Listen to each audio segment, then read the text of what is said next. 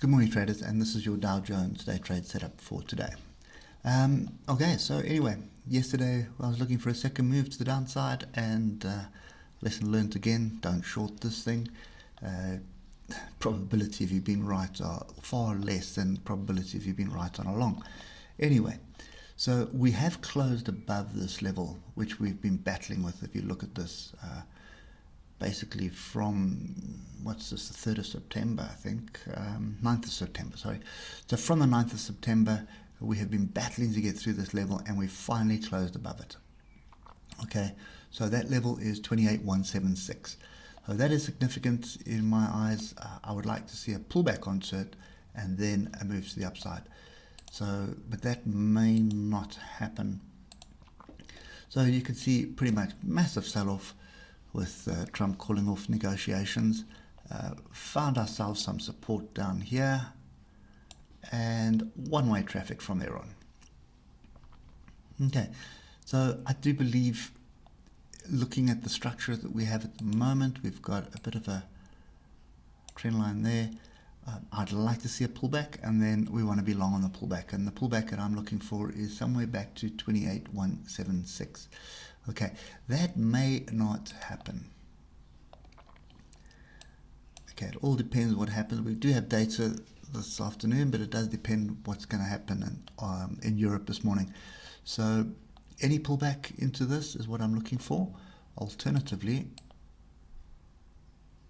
what we're looking for is this level to hold. So that's 28352. If that can hold, then I reckon we're moving higher. And remember, the Dow Jones is lagging. It is lagging behind the S&P and the Nasdaq.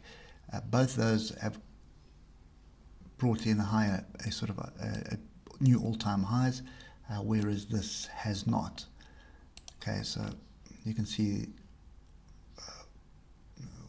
not there. So you can see the previous all-time high is all the way up here, and we fell short of that.